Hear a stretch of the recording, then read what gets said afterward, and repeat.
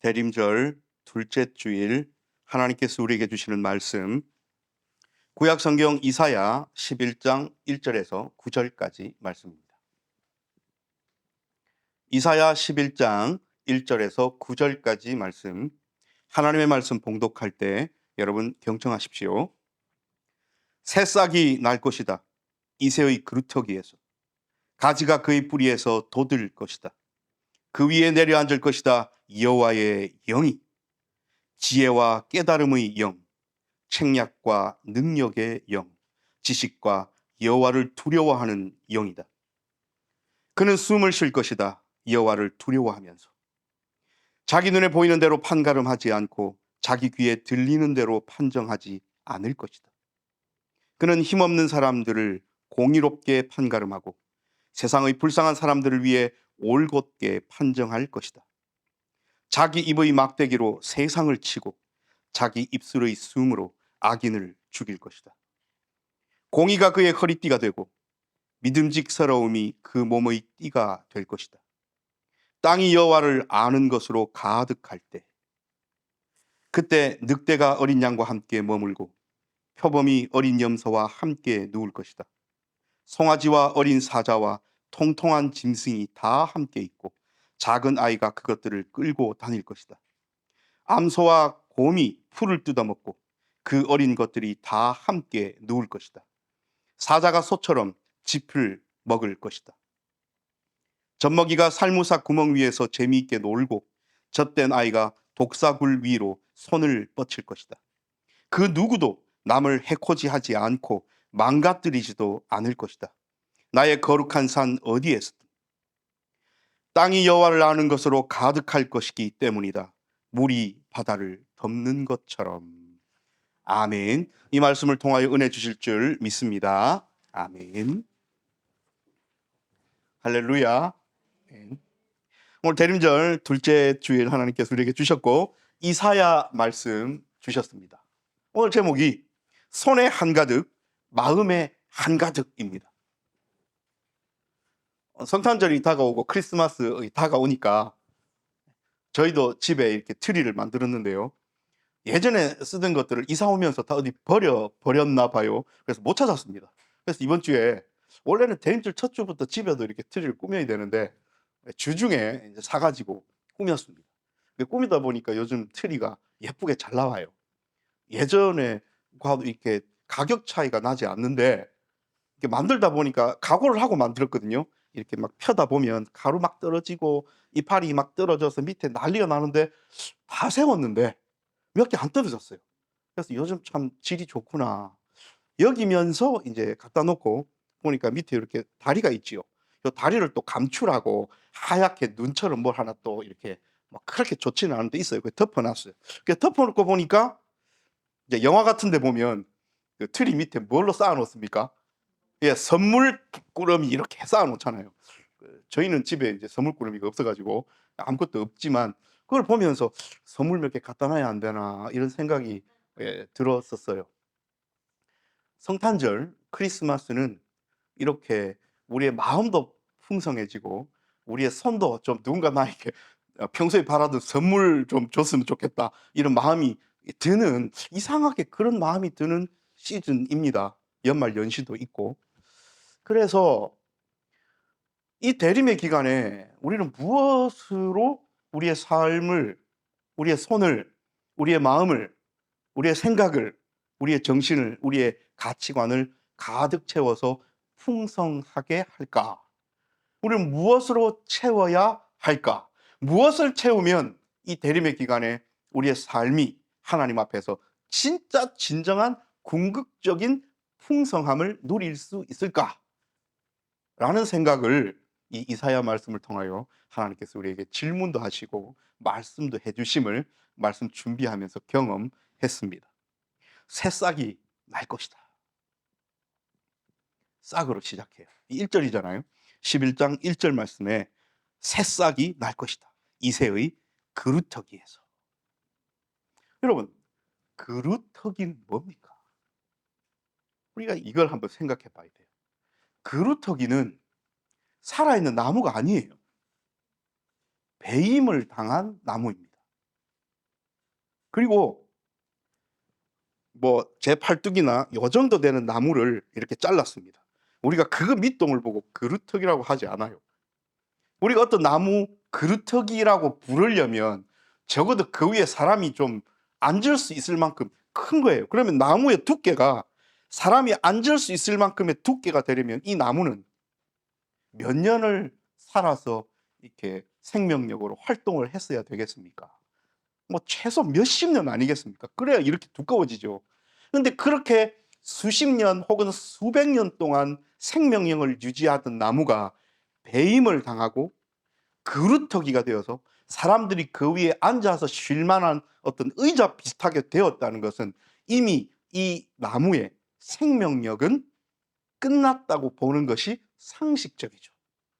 그래서 사람들이 길을 걷다가 저기 그루터기가 있네. 누군가 저 나무를 베었는가 보다.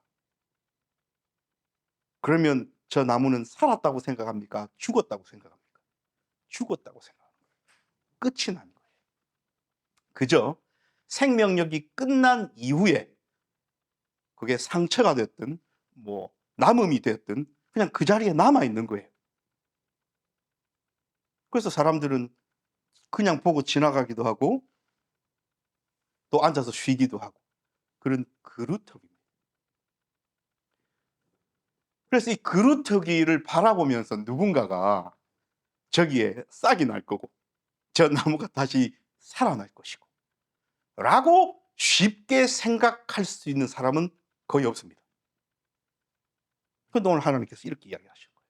새싹이 날 것이다. 이새의 그루터기에서 가지가 그의 뿌리에서 돋을 것이다. 사람들은 생각하기를 절망이다, 끝이다, 죽었다, 살아나지 못할 것이다, 희망이 없다 라고 생각하는 그 상황 가운데서 하나님은 새로운 싹 이야기를 끄집어 내십니다. 그러면 실제로 우리가 이제 어떤 그루터기를 봤는데 아무 생각이 없었다가 그 그루터기에서 싹이 하나 이렇게 난 것을 우리가 실제 눈으로 보았다 칩시다. 그러면 어떤 마음이 들어요? 아이고, 겉으로는 사람들이 지나다니다가 많이 앉았다가 일어났는지 반질반질하게 해가지고 죽은 것 같았는데 웬걸 봄 되니까 싹이 났네? 안 죽었었는가 보다. 그 뿌리는 살아 있었는가 보다. 겉으로 보이는 잘린 그게 죽어 보였던 거지. 그 밑에 땅 밑에는 생명력이 있었는가 보다. 라고 생각하겠죠. 여러분, 하나님께서 우리에게 주시는 생명력, 하나님께서 우리에게 주시는 구원은 이렇게 감추어져 있었습니다. 감추어져 있었던 하나님의 구원, 하나님의 되살리심, 하나님이 부여하시는 생명력이 어디로부터 나온다고요? 이새의 새로운 싹으로부터 나온다고요. 그래서 하나님의 구원은 숨겨져 있는 생명력에서 나옵니다. 우리가 잘 알다시피 이새는 누구의 아버지입니까? 다윗 왕의 아버지입니다. 그래서 오늘 하나님께서 이새의 뿌리, 이새의 가지에서 새로운 싹이 난다고 이야기하시는 것은 다윗 왕조에 대한 이야기예요. 다윗 왕 이야기를 해보십시다. 다윗이 하나님 앞에서 인간적으로는 많은 죄도 짓고 인간적으로는 나쁜 행위를 몇 번 했었어요. 그래서 벌도 받고 했지만 적어도 신앙인으로서 하나님 앞에서는 신실한 종이었습니다. 그래서 하나님께서 다윗과 약속하시죠. 내가 네 왕위를 영원토록 이어주겠다. 그런데 그 다윗의 후손인 왕들은 어땠습니까? 하나님 앞에 똑바로 살지 못했죠. 그래서 하나님의 약속을 어그러뜨리신 것도 아니고 하나님의 약속을 성취하지 아니하신 것도 아니고 그들의 죄로 인하여 스스로가 자기들의 왕조와 왕위의 이어짐을 끊어버린 겁니다. 오늘 우리 성경 공부 시간에 죄가 무엇인지를 함께 나눌 건데 그들의 죄로 인하여 다윗 왕조가 끊겼어요. 그래서 다윗 왕조는 실패했습니다. 그러면 하나님이 다윗과 약속하셨던 그 약속은 어찌 됩니까? 내가 네 왕위를 영원토록 이어주겠다 하셨던 하나님의 약속은 어찌 됩니까? 그러니까 하나님께서 약속을 어그러뜨리시고 약속을 변경하시고 약속을 지키지 아니하셨던 것이 아니고 그 후손들이 그렇게 해서 왕조를 끊어버렸어요. 하나님은 포기하지 않으십니다. 그래서 오늘 이사야 선지자를 통해 이렇게 이야기하십니다. 그 끊긴 것 같이 절멸했고 없어져 버렸고 죽어버렸고 희망도 없고 절망스럽게 눈에 보이는 그 그루터기에서 내가 이새의 한 싹을 돋아나게 할 거다. 그래서 나타날 하나님께서 기름 부어 세우실 그 새로운 왕은 실패했던 다윗 왕조의 그 수많은 왕들과는 차원이 다를 거다. 새로운 다윗 왕, 다윗이 왕이라는 게 아니고요. 새로운 다윗 왕조를 잇는 왕이 등극할 거고 그 왕은 내가 다윗과 약속했던, 내가 아브라함과 약속했던 그 약속의 성취가 될 거다. 이렇게 이야기하시면서 이 말씀을 시작하죠. 자, 그러면 하나님께서 약속하셨던 그 약속을 하나님은 잊으셨습니까? 안 잊으셨습니다. 하나님은 약속을 잊지도 않으셨고 끊지도 않으셨고 어찌됐든 끝까지 포기하지 않고 그 약속을 끌고 가시려는 분은 인간이 아니라 다윗이 아니라 하나님이심을 우리는 알아야 합니다. 그래서 이 하나님의 신실하심이 오늘 11장 1절에서 드러나고 있습니다. 이제 그렇게 하나님께서 약속의 성취로 세우실 새로운 왕 기름 부은 메시아에 대하여 이야기하십니다.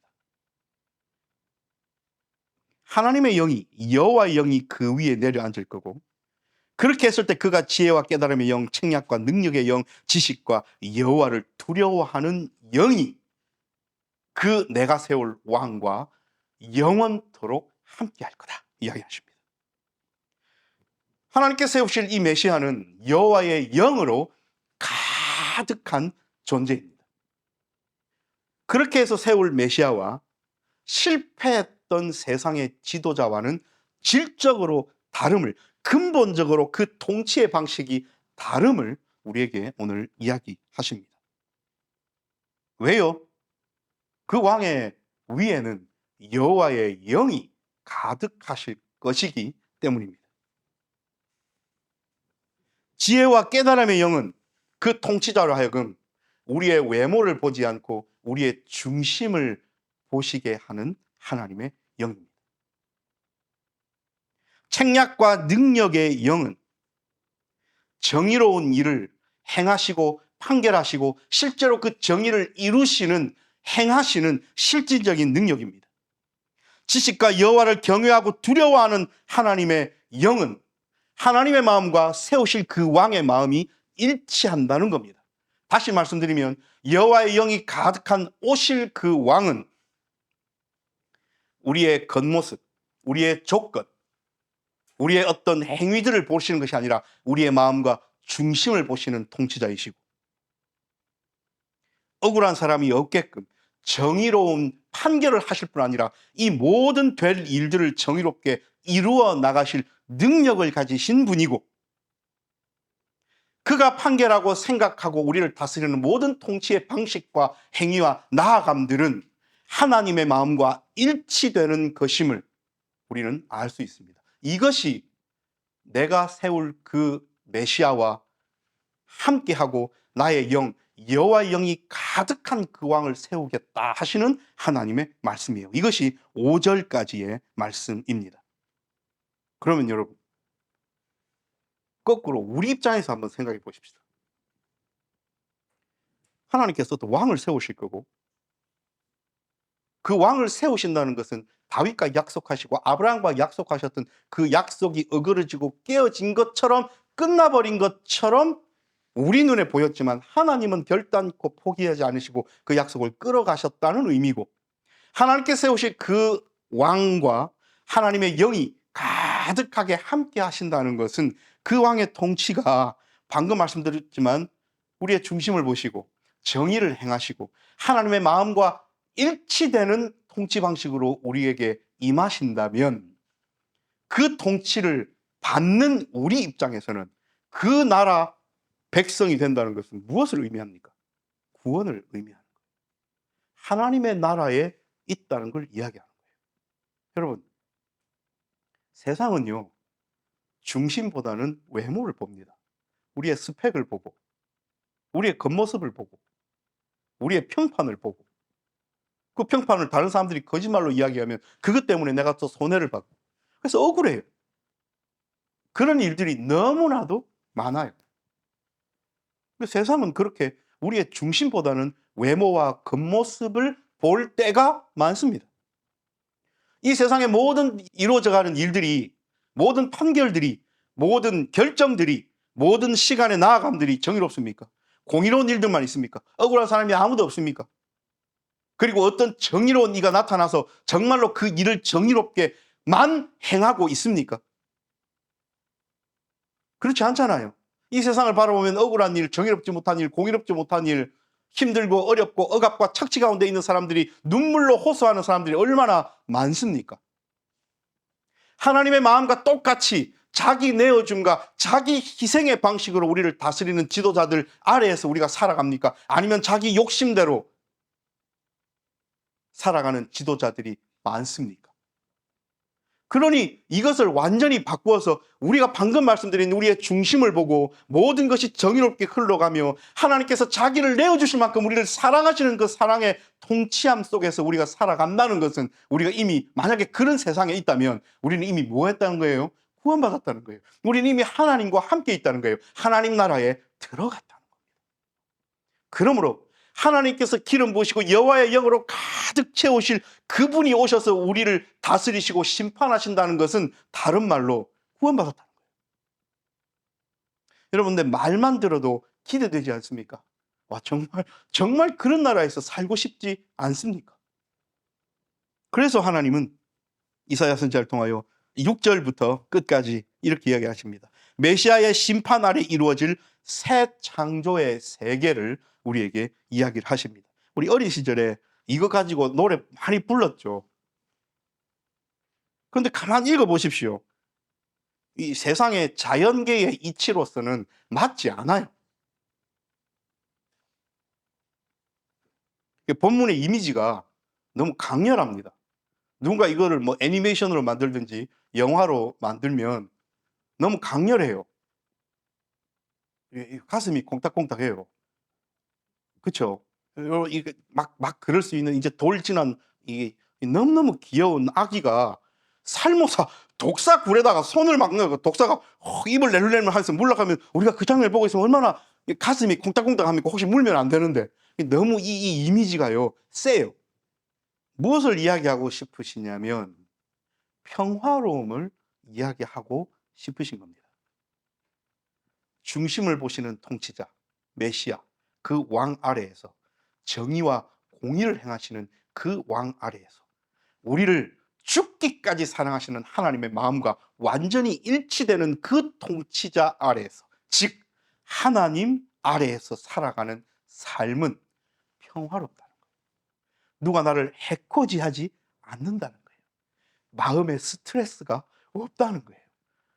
그래서 우리가 매 예배 때마다 사절 기도를 하고 나서 서로를 인사를 나누면서 안녕하세요 할 수도 있고, 식사를 하셨습니까 할 수도 있고, 여러 가지 인사말이 있잖아요. 그런데 우리가 굳이 그리스도의 평화가 함께 하시길 빕니다 라고 1년 내내 인사하는 것은 어떤 의미예요? 그냥 이제 계속 하다 보니까 막 익숙해지셔가지고 그 평화라는 단어가 크게 와닿지 않습니까? 아닙니다. 당장 오늘부터라도 평화를 선포하면서 옆에 분, 앞에 분과 함께 그리스도의 평화가 함께 하시길 빕니다 라고 인사하는 것은 너 나 같이 손잡고 예수 그리스도 기름 부은 하나님께서 세우신 그 왕의 통치 아래 들어가서 진정한 평화를 누리십시다. 그 구원 가운데 거하십시다. 하나님의 그 따뜻한 품 안에 우리 함께 살아가십시다 라는 이 세상 최고의 덕담을 나누시는 거예요. 그래서 겉으로 대충 하지 마시고 다음 주부터라도 인사 나누실 때에 정말 속에서부터 올라오는 그 간절한 마음으로. 왜요? 내가 상대방을 향하여 평화를 선포할 때 상대방도 나를 위하여 평화를 선포하는데 그것만큼 좋은 인사말이 어디 있습니까? 말 한마디가 천냥빚을 갚는데요. 그렇죠? 그래서 우리가 입으로 뱉어내고 표현하는 말 가운데 예수 그리스도의 평화가 선포되는 말이 일주일에 한 번은 있다는 것이 얼마나 큰 복인지를 우리 저와 여러분 한번 생각해 보십시오. 우리가 찬양했지만 9절 말씀, 찬양 때문에, 찬양 덕분에 우리에게 더 익숙한 문구잖아요. 사실 이 찬양이 아니었으면 우리에게 그냥 넘어갔을 법한 내용이었을 수도 있습니다. 우리가 이사야를 진지하게 보지 않았다면요. 그 누구도 남을 해코지하지 않고 망가뜨리지도 않을 것이다. 나의 거룩한 산 어디에서든. 그러니까 하나님의 거룩한 산 어디에서든 나를 해코지하고 내가 해코지하는 행위가 없는 독사굴의 어린이가 손 넣고 늑대와 어린 양이 함께 머물고 표병이 어린 염소와 함께 뒹구는 그런 평화로운 세상, 그 세상이 도래하고 올 거라고 이야기를 하십니다. 그러면서 이렇게 이야기를 하시죠. 땅이 여호와를 아는 것으로 가득할 것이기 때문이다. 물이 바다를 덮는 것처럼. 아멘. 사랑하는 여러분, 지금 우리에게도 마찬가지지만 이 글을 쓸 수천 년 전 당시에, 예수님 오시기 전이니까 수천 년 전이죠. 바다를 바라보면서 사람들은 무엇을 생각했을까요? 우리 어찌하지 못하는 많음입니다. 이 많다는 표현으로 다 표현이 될 수 있을지 모르겠지만 인간이 어떻게 컨트롤할 수 없고 조절할 수 없는 압도적인 많음입니다. 조금 바꿔 말씀드리면 이렇게 그릇으로 아무리 이 물을 퍼다가 이렇게 마르게 하려 해도 이건 시도 자체가 말이 되지 않는 시도잖아요. 그만큼 바다를 이루고 있는 물은 압도적입니다. 없앨 수도, 줄어들게 할 수도, 조절할 수도 없습니다. 여호와를 아는 지식이 이 세상을 그렇게 덮을 때가 올 겁니다. 우리는 그것을 기대하고 있습니다. 우리는 그것을 소망하고 있습니다. 아무리 인간들이 거부하고 아무리 인간들이 거절할지라도 그 압도되는 여호와라는 지식이 물이 바다를 덮는 것처럼 우리 위에 쏟아질 때에 그 하나님께서 세우실 기름 부은 메시아의 통치하심이, 여호와의 영으로 가득한 그 통치하심이 우리를 압도해서 덮어버릴 때에 우리는 진정한 천국을, 구원을, 새로운 생명을 맛볼 겁니다. 대림절 둘째 주간이 시작됩니다. 이 일을 행하시기 위하여, 이 일을 우리에게 선포하시고 이루시기 위하여 하나님께서 육신을 입고 이 땅에 오심을 기다리고 있는 귀한 시간입니다. 사랑하는 여러분, 여호와를 아는 지식이 세상에 충만하면요, 무엇이 회복됩니까? 오늘 그 이야기를 하려고 독사골의 어린이가 손 넣고 늑대와 양떼가 함께 뒹굴고 뭐 이런 표현을 하시는 거예요. 자연계를 바라봤을 때 우리가 봤을 때는 뭡니까? 독사는 사람을 물어서 독을 퍼뜨려 죽이고 표범이나 사자나 호랑이나 이런 동물들은 초식 동물들을 또 잡아먹고, 이게 자연계의 이치고 순환입니다. 그런데 그 속에는 사실 아픔이 있어요. 사실 폭력이 있어요. 어그러진 관계가 있습니다. 자연계가 그러면 안 된다고 자연계를 거부한다는 말씀이 아닙니다. 왜 이런 표현을 했을까? 그래서 이 표현이 우리에게 주는 이야기가 뭐냐면 관계의 회복이고 정의의 회복이고 창조의 회복임을 잊지 마십시다. 인간과 하나님과의 관계, 인간과 자연 피조물과의 관계, 인간과 인간과의 관계를 우리가 몇 초만 생각해 봐도 그리스도의 평화가 선포되고 그것으로 가득하고 여호와를 아는 지식이 가득할 만큼 풍성하고 하나님의 뜻대로 의도대로 되어가고 있지 않음을 우리는 압니다. 그래서 하나님과의 관계, 인간과 자연과의 관계, 인간과 인간과의 관계가 회복되어야 돼요. 정의가 회복되어야 돼요. 이 땅에는 정의롭지 못한 일들이 너무나 많습니다. 정치적인 얘기를 하는 것이 아니에요. 현대를 살아가는 지구촌 가운데 정의롭지 못하고 공의롭지 못해서 피눈물을 흘리고 있는 사람들이 너무나 많습니다. 이것이 회복되어야 됩니다. 창조가 회복되어야 됩니다. 물질적인 세계뿐만 아니라 우리의 정신적인 세계까지도 하나님께서 세상을 창조하시고 보시기에 좋았더라 하시는 그 창조의 좋음이 회복되어야 됩니다.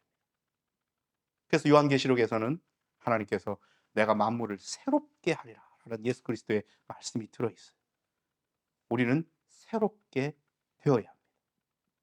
이것이 이 대림절 둘째 주일날 하나님께서 이사야 선지자를 통해 우리에게 주시는 말씀이에요. 사랑하는 여러분, 우리는 반석이 빛된 교회 성도들에게 하나님께서 허락하시는 이 놀라운 회복의 메시지, 이 귀한 나눔을, 이 사귐을, 이 가득히 채우심을, 이 선물을 실천하고 맛보기 위하여 우리 다음 주에 두 날의 시간들을 동행하려 합니다. 어찌 보면 가서 맛있는 거 먹고 좀 놀고 쉬고 스트레스 풀고 맞습니다. 그런데 그 가운데 하나님께서 묶으신 공동체의 이름으로 나아가기 때문에 우리는 분명 그 속에서 성령 하나님의 역사하심을 느낄 겁니다. 그리고 그 역사하심은 오늘 이 말씀이 우리에게 체화되는 것임을 잊지 마십시다. 우리의 관계가 조금 더 사랑의 관계로 회복되고 우리의 마음과 생각이 회복되고 우리의 가치관이 회복되고 우리가 하나님을 바라보는 우리의 신앙이 회복되고 우리가 서로를 바라보는 관계가 사랑이 회복되는 복되고 귀한 시간이기를 간절히 소망합니다. 하나님께서 일주일 동안 우리의 삶을 바라보시면서 이 대림의 둘째 주간에 무엇을 기대하고 기다리며 무엇을 우리의 손과 우리의 마음에 채우려 하는지, 무엇을 한가득 가지고 살아가려 하는지 불꽃 같은 눈으로 바라보고 계십니다. 기도합니다.